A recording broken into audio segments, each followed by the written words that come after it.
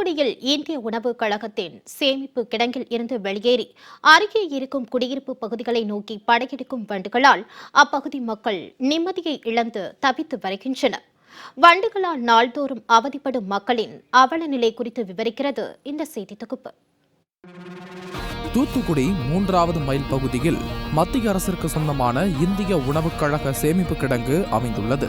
இங்கு ரேஷன் பொருட்கள் விநியோகத்திற்காக அரிசி, கோதுமை உள்ளிட்ட உணவு தானியங்கள் சேமிக்கப்பட்டு பல்வேறு பகுதிகளுக்கு லாரிகள் மூலம் அனுப்பி வைக்கப்படுகின்றன. இந்த நிலையில் இந்த சேமிப்பு கிடங்குகளில் வண்டுகள் வராமல் இருப்பதற்காக பூச்சி மருந்து அடிக்கப்படவில்லை என கூறப்படுகிறது. இதன் காரணமாக இந்திய உணவுக் கழகம் அருகே உள்ள குடியிருப்பு பகுதிகளான பசும்பொன் நகர், ஆசீர்வாத நகர், முத்துநகர் உள்ளிட்ட பகுதிகளை நோக்கி வண்டுகள் படையெடுக்க துவங்கியுள்ளது.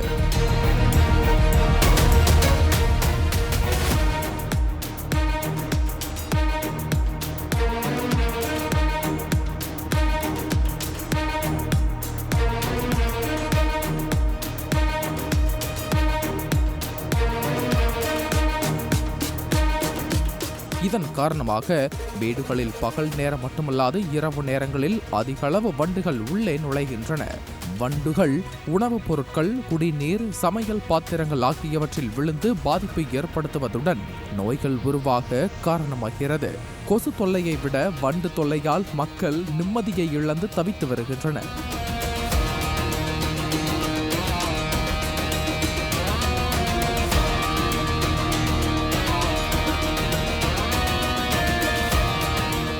வண்டுகள் பொதுமக்களை கடிப்பதால் உடலில் தடிப்பு ஏற்படுவதாகவும் கண்ணில் பட்டு எரிச்சல் உண்டாகி பல்வேறு பாதிப்புகளை ஏற்படுத்துவதாகவும் தெரிவிக்கின்றனர்.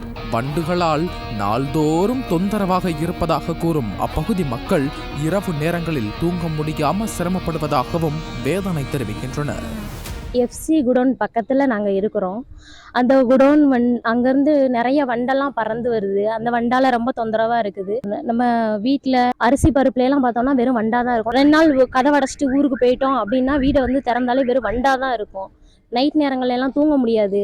தலகாணியில் நம்ம காது ஓரங்கள்லாம் அப்படிலாம் ஊற ஆரம்பிச்சிடும். அவ்வளோ வண்டு இருக்கும். இப்போ சாப்பாட்டையெல்லாம் குழம்புலாம் திறந்துருந்தது அப்படின்னா உடனே வண்டு பறந்து வந்துச்சுன்னா விழுந்துருது. காத்தடி காலத்துலலாம் ரொம்ப கஷ்டமாக இருக்குது. பிள்ளைங்கலாம் வெளியில் விளையாட போனாங்கன்னா சைக்கிள் ஓட்டிகிட்டு இருப்பாங்க. கண்ணில் காதுக்குள்ளெல்லாம் வண்டு பட்டுருது. கண்ணிலெல்லாம் பட்டுச்சுன்னா கண் ரெட்டிஷ் ஆகி ரொம்ப கஷ்டப்படுறாங்க. நம்ம ஹாஸ்பிட்டல் போய் தான் அது சரி பண்ணுற மாதிரி இருக்குது. அந்தளவு கஷ்டமாக இருக்குது. நாங்கள் நிறைய அதிகாரிகள்ட்டையும் சொல்லியாச்சு. தமிழ்நாடு அரசு ஏதாவது பார்த்து கொஞ்சம் நடவடிக்கை எடுத்து மருந்து அடித்து கொஞ்சம் சரி பண்ணால் எங்களுக்கு நல்லா இருக்கும்.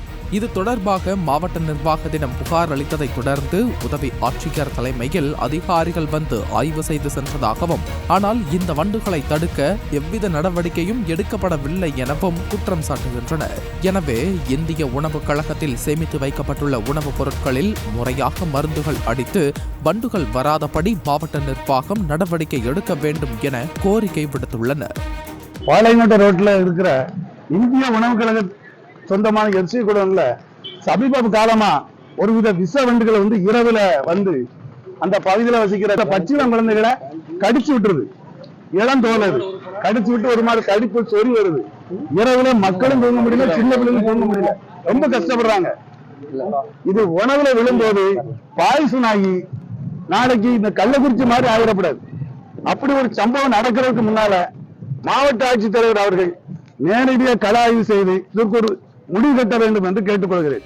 வண்டுகளால் பெண்கள், குழந்தைகள், முதியவர்கள் என அனைத்து தரப்பினரும் பாதிக்கப்பட்டு நிம்மதியை இழந்து தவித்து வரும் நிலையில் குடியிருப்பு பகுதியை நோக்கி வண்டுகள் வராமல் தடுக்க உரிய நடவடிக்கை எடுக்க வேண்டும் என்பதே அப்பகுதி மக்கள் அரசிற்கு விடுக்கும் கோரிக்கையாக உள்ளது.